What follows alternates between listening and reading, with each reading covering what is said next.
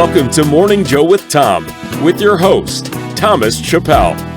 Get ready to listen to real-life stories from inspiring leaders who have overcome incredible challenges to rise to the occasion.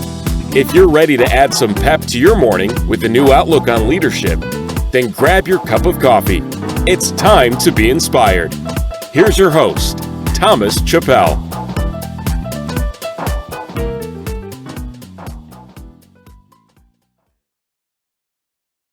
Hey, good morning, Steve.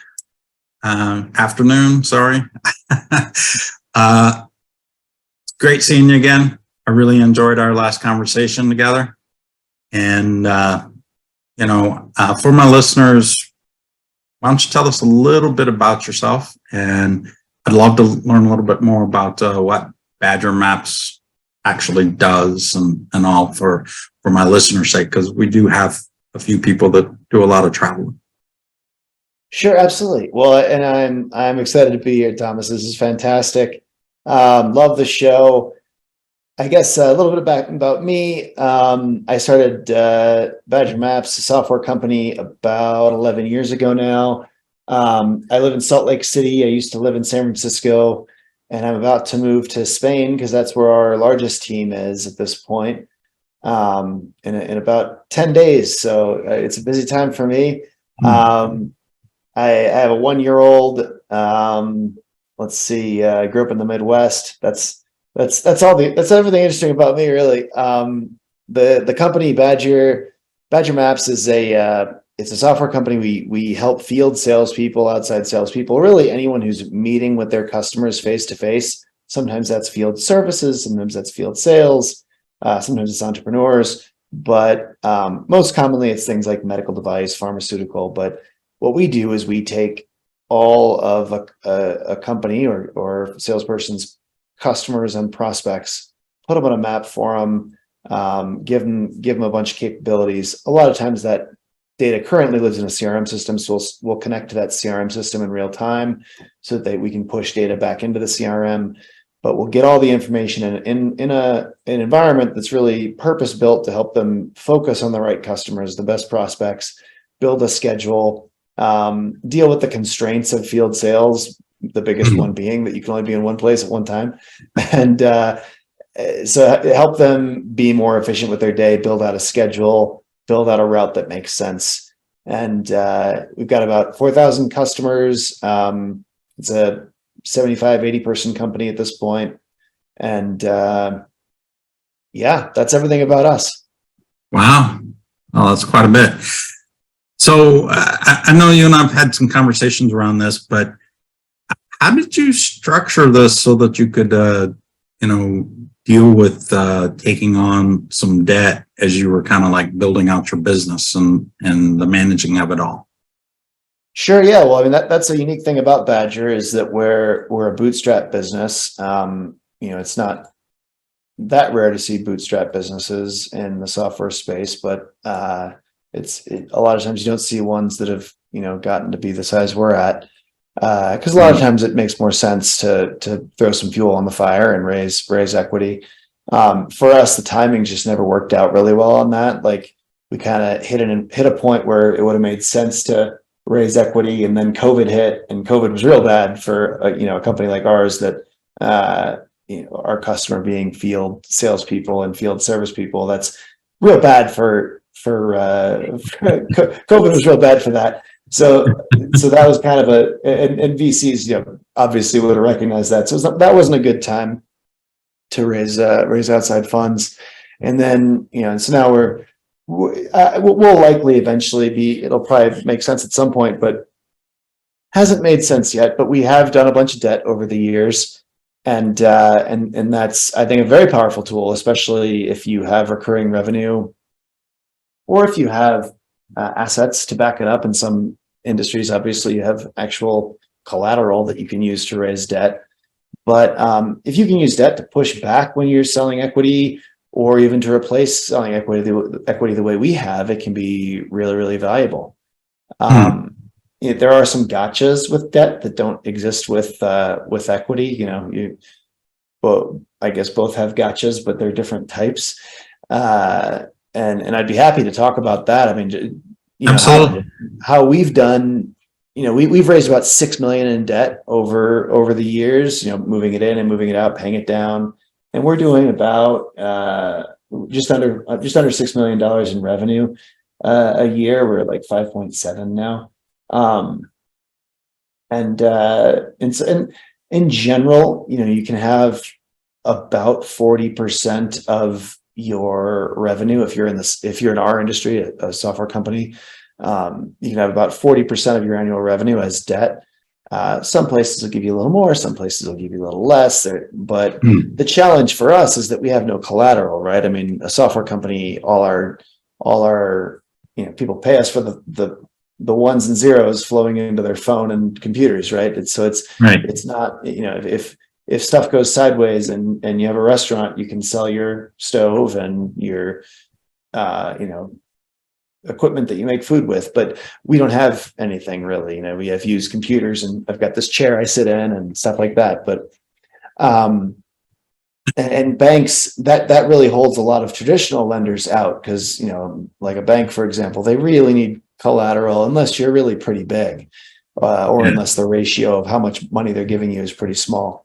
But in our industry, you know, it's about 40%, and there are specialty lenders. Now, special always means more expensive, obviously, right? But so bank debt would be much cheaper. Bank debt's going to be, you know, the base rate, the LIBOR rate plus, you know, I don't know, 3% or something. So today, let's just say it's going to be around, you know, 10% if you were like, you know, a decent sized company with some collateral.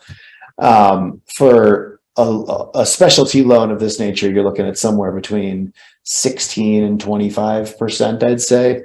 It's gotten more expensive lately, but historically, you know, that's where it's been at. I guess the more expensive debt providers also provide more flexibility.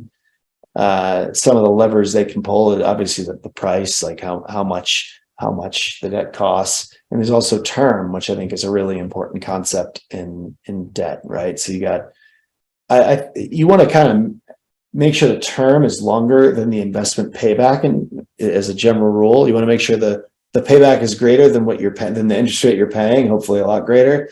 So if you're paying out, and if you're paying an interest rate at 20%, is that crazy? Well, not if the thing that you're investing in is paying back at 50%, right? So you're in the black on that. Right. Depending on the payback period, though. So if the thing that I'm doing with a piece of debt is investing in a proven marketing activity, like we experiment, we figure out, hey, you know, advertising like this on Facebook pays back at this rate. We could raise debt to do that, and it would start paying back a month later. And so that's a very different scenario than if you're like, oh, well, I really want to hire 5 more engineers to build me this new thing, this feature. I think I'd be able to sell a lot of it. Like, I think I'd be able to sell about this much. That you really need a much longer term on that, and price tends to go up with a greater term because the risk to the lender is greater, right? So you really have to analyze an investment like this. You have to say, well, okay, I'm going to make this investment. In this case, I'm going to hire these 5 engineers, and you know I think it's going to take them this long for me to hire them. You know, 4 months for me to hire them. It's going to take another 3 months to get them up and running. And this is all, you know, wearing a happy hat on to say it's going to take 4 months to hire 5 engineers, but it's going to take me this long to hire them, this long to get them up and running. They're going to build the new feature in this amount of time. And so all this will be ready in a year and a half. Then I've got to sell it. So getting it in people's hands and getting them paying for it, that's going to take 2 years.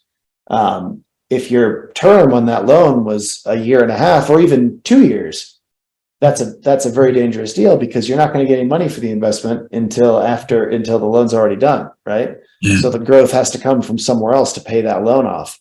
So you really want to make sure you're matching, that your term is long enough that you can actually pay off the loan with the value that you get from the investment. So it sounds like to me that you're talking about with any new product that you're going to, you need to make sure that is a consideration within your cost modeling activities to ensure that you get it paid off. Absolutely. Or have it paid from some other source, if necessary. Okay. Yeah, and there's other things to think about with debt too, like the gotchas and the ways you can get in trouble. Some lenders will put covenants in place, things to restrict how you can use the money, how you can, what kind of types of things you can do, what you have to do. It's basically like have to's, or and if you don't follow the rule, a covenant's like a rule, right? If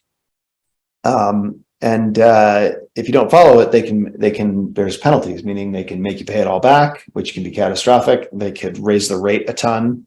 That's a famous one, but you gotta go over any kind of loan agreement with a fine tooth comb. You're looking for things like liquidity, like that's like, oh, we're loaning you $1 million, but you always have to have liquidity of $500,000 in the bank the whole time. So it's like, well, then was it really $1 million loan, or was it a $500,000 loan because you just moved the arbitrary zero up to 500,000? If I can't go below 500,000, just like I couldn't go below zero before, I've borrowed $1 million, but really I just borrowed 500, but I'm paying for $1 million, so double the interest rate. Yeah. They'll put one lender I was talking to, they put like a MRR growth, so annual revenue growth, effectively covenant on. They were like, you have to grow at 15% or you're in default on the loan. And and they offered a great rate, but I had to turn it down because it was, I can't promise that I'm always going to, last year I grew at 30%, but does that mean this year nothing bad is going to happen and I'm going to grow at greater than 15? I'm probably going to, but in 2020, I grew at -8% for the year. So, Right. April was a real bad month, but Right. we lost 40% of our customers, and then we had to replace a whole bunch of them, right? And some of them came back, but we ended up still negative for the year. And I can't promise nothing bad's going to happen. And so, even though the rate was very attractive and it was a bank as opposed to a private lender, I couldn't do it because that's too dangerous. Right. And just anything that you want to look for, anything they can demand that you can pay it back really quickly. You want to look for, you want to make sure that they're not controlling where you can spend the money. I've seen loans that force you to spend the money only in certain places. You want to look at prepayment penalties and fees. Like sometimes they'll say, oh, well, if you want to prepay the loan, which AKA means if you want to refinance and get rid of us and bring in a better lender, you have to pay the amount of interest that you would have paid on the whole loan anyway.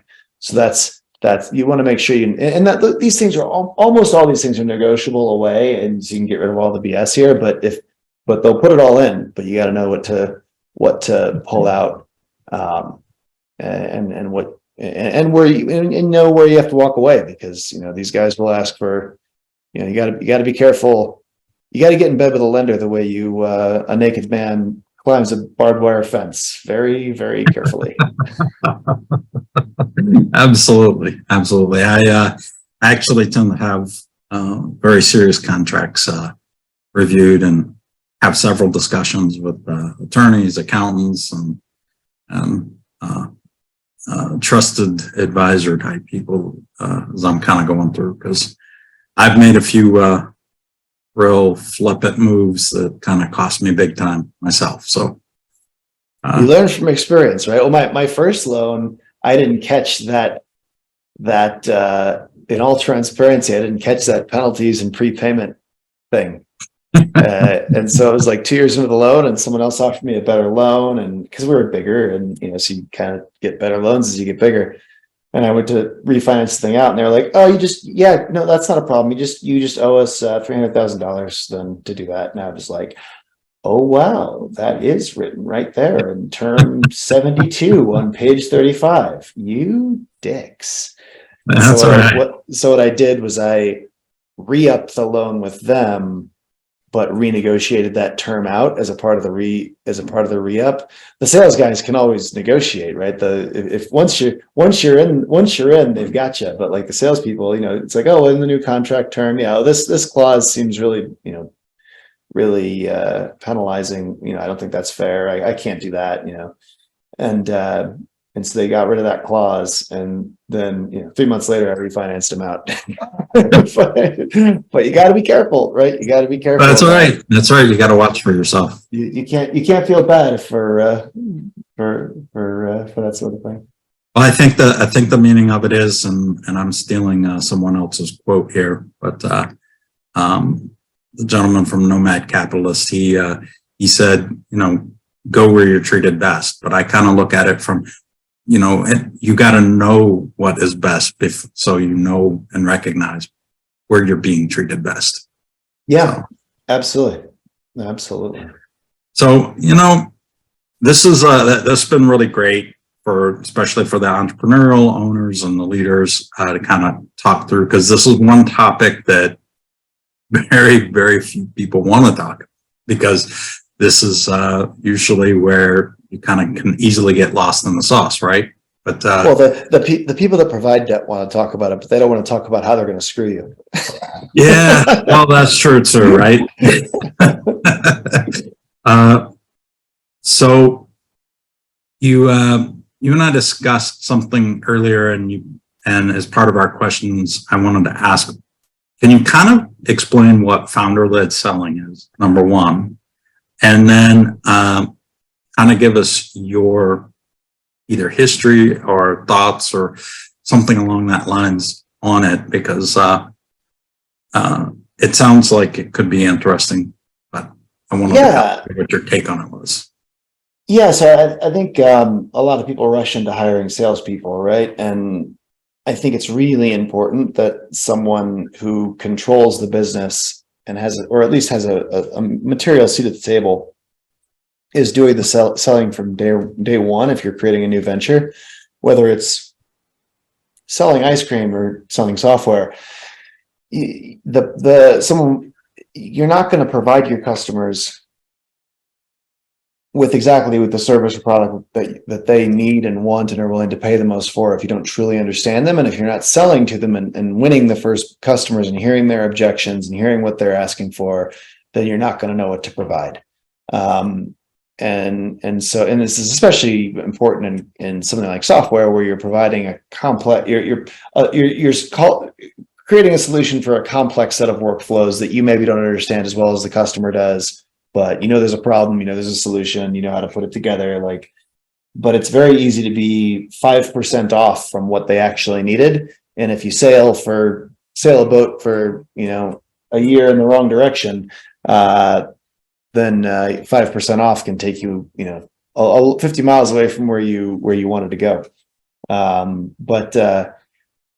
Whereas if you're actually talking, if the person with power in the company or one of the people with a seat at the table is the person interacting with that front line, then you do a much better job of recalibrating the direction of your ship and creating the value that exactly the customer wanted or needed, fixing the workflow that needed to be done.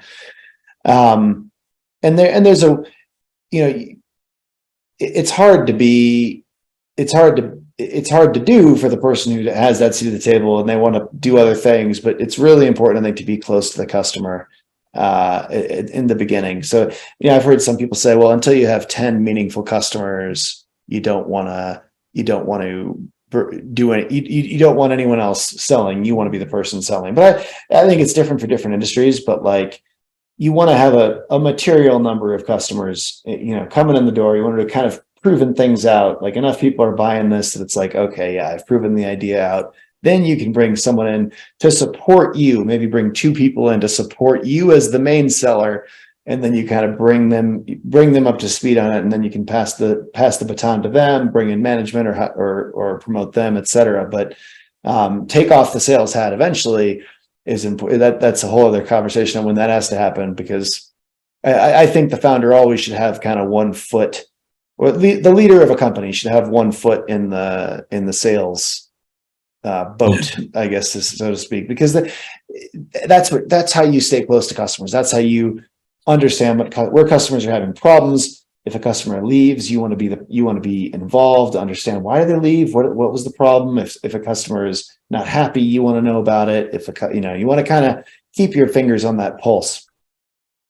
In terms of how.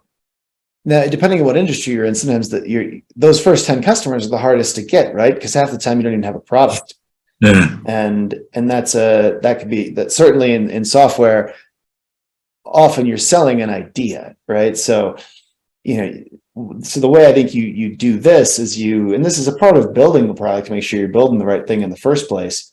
you want to approach way more people than you need to sell people. So if you're trying to sell 10 things, you have to approach 300 people that you think are approximately the right person to purchase this.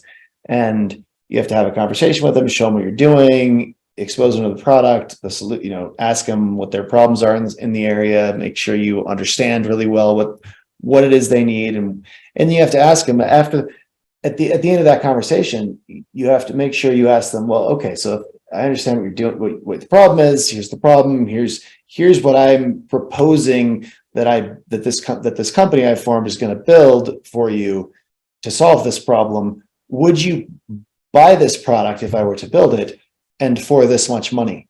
And a lot of people leave off the "and this for this much money" part, which I think is a mistake, because no one wants to tell you your baby's ugly, right? They all want to tell you, hey, this is a great idea. It's so great that you're doing this. How fantastic. When you actually ask them, so would you pay this much money for this thing? You want them to just be jumping in the boat, right? Then it's a good idea. If they're like, oh yeah, of course. Yeah, no, I mean, this is a huge problem, and that's nothing compared to the size of the problem. I mean, that's, you want $20,000, this is a $300,000 problem, right? So something like that. Whereas if they'll back up real quick. If it's something they wouldn't buy, they'll tell you right then. They're like, oh, your baby's not ugly, but I mean, I personally wouldn't buy that. But maybe someone more like this would buy that because I wouldn't need it because of this.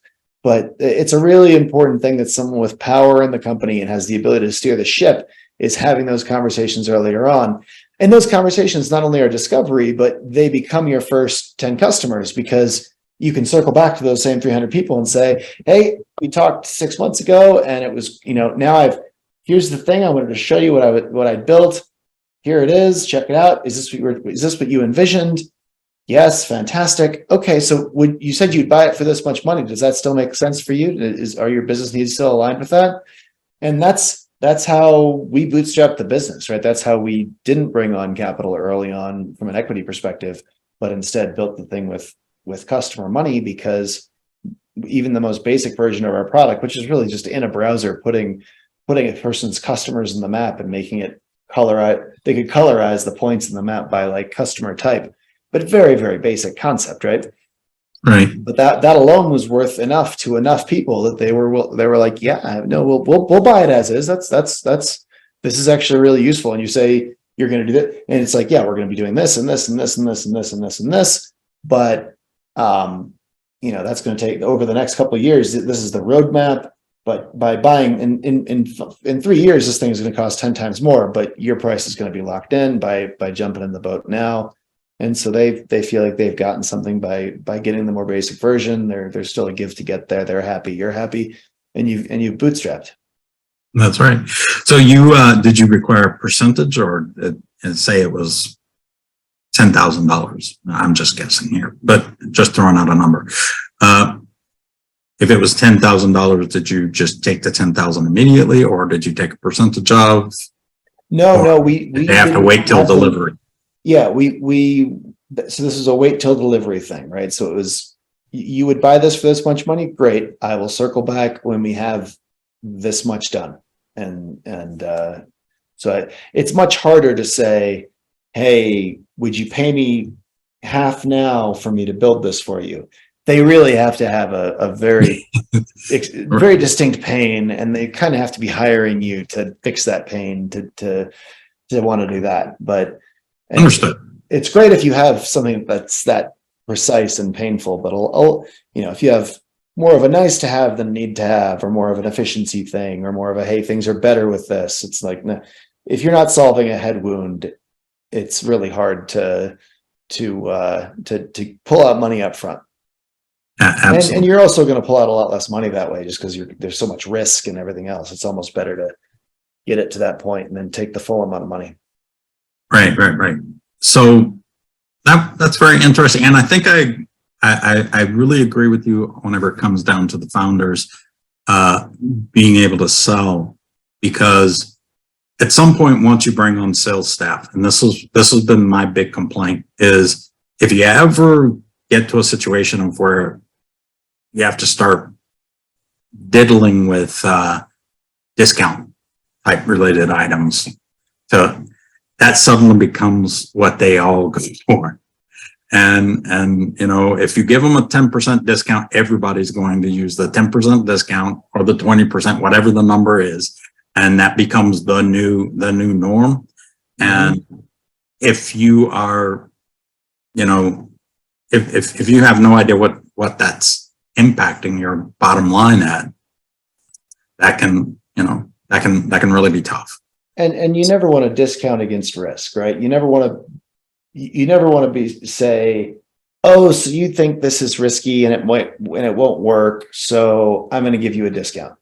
Mm-hmm. It's way better to say, oh, you think it's risky and it's not going to work for you, so let me show you how it's going to work for you.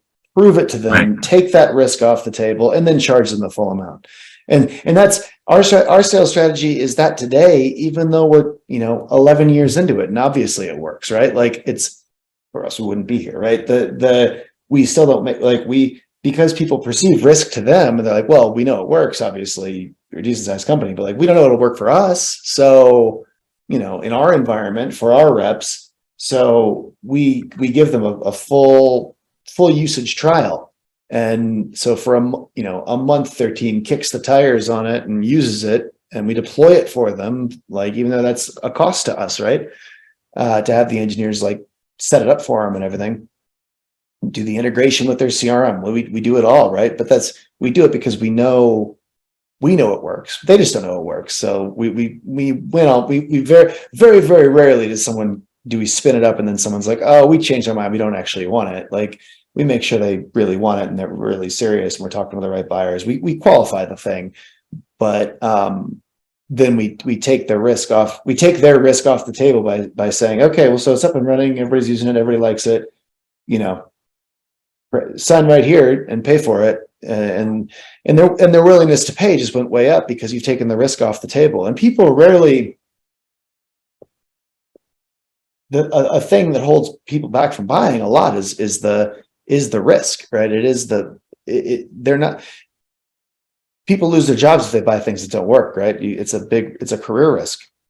Right. And so once you take the career risk off, you take the risk away, and then they're like, oh, well, now my willingness to pay just went way up. So you don't want to negotiate against risk. Like you don't want to negotiate discounts against risk. Right. So I really appreciate this. This has been a great conversation. I've got one last question that I would like to kind of ask you, and then we'll kind of go through our formalities of the closeout.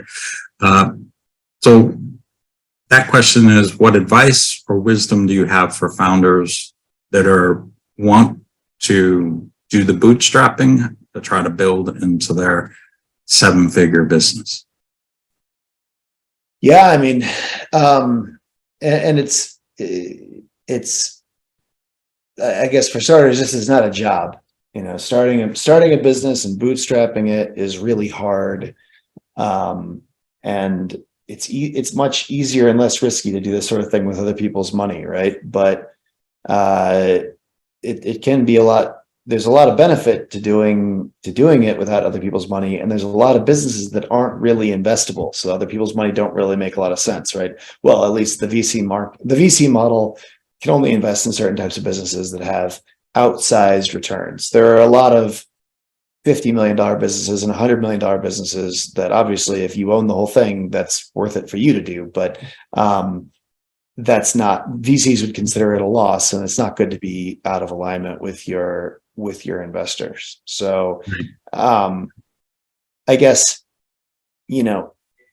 but on that, it's not a job. It's a lot. It's, if you want, it's much harder, and successfully founding and running a meaningful company, especially if you're bootstrapping, I think takes away nearly all your bandwidth. So your bandwidth to be a good friend, a good son/daughter, mother, father, be in good shape, do extracurricular activities, do your community activities, whatever it is. If you go down the path of founding a business, you should know up front that you should probably forget about all your hobbies and things that you think are fun, because you have to ruthlessly prioritize your time, right? You have to account for your time very tightly.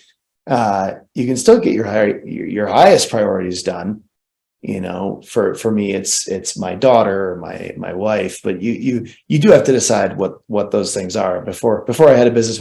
When I just worked at Google and had a nice job where I did a little thing for a big company, it's a much easier life, right?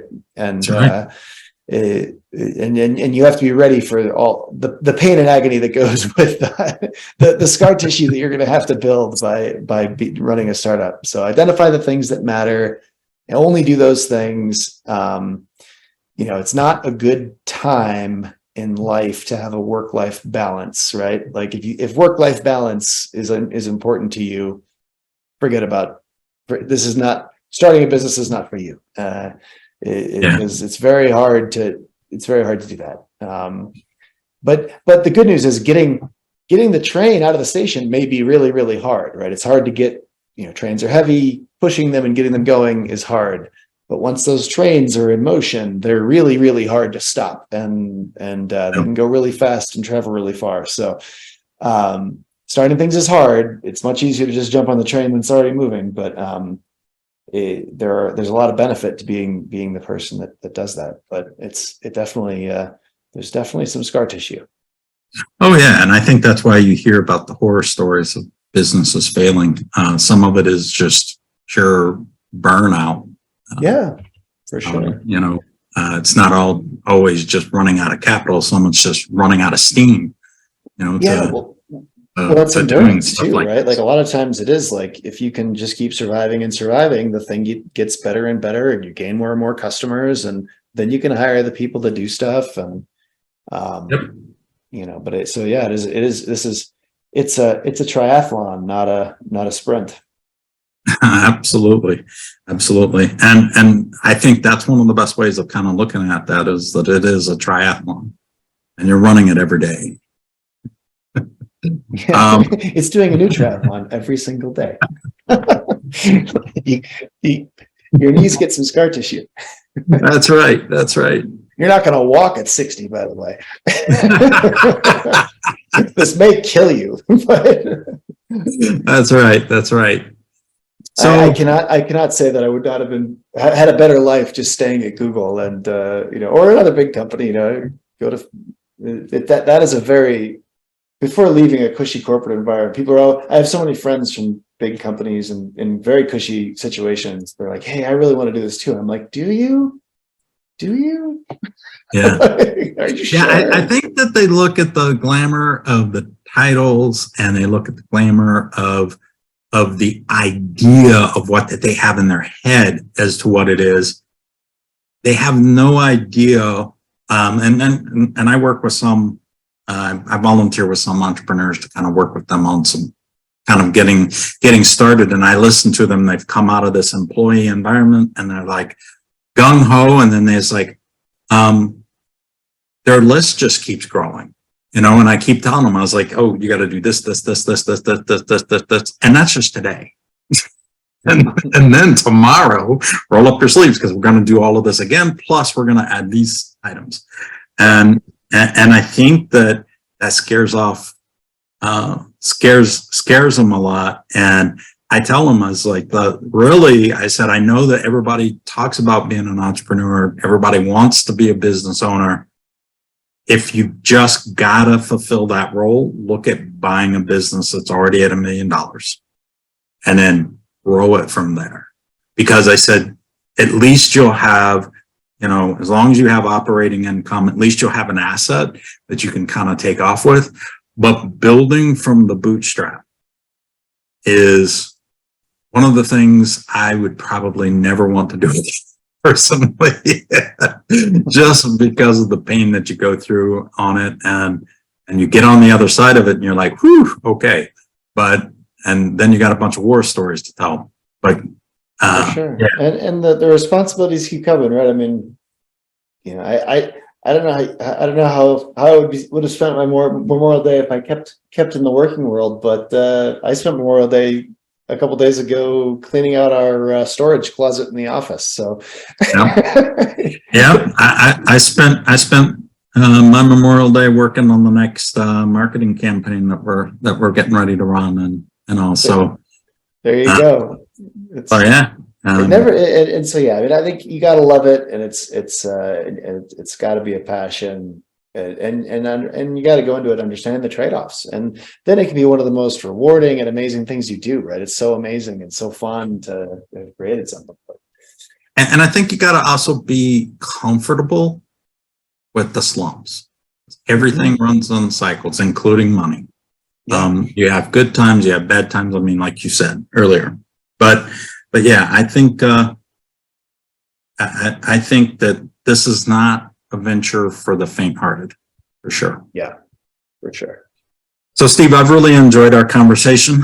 Do you have any ways that my listeners can reach out to you?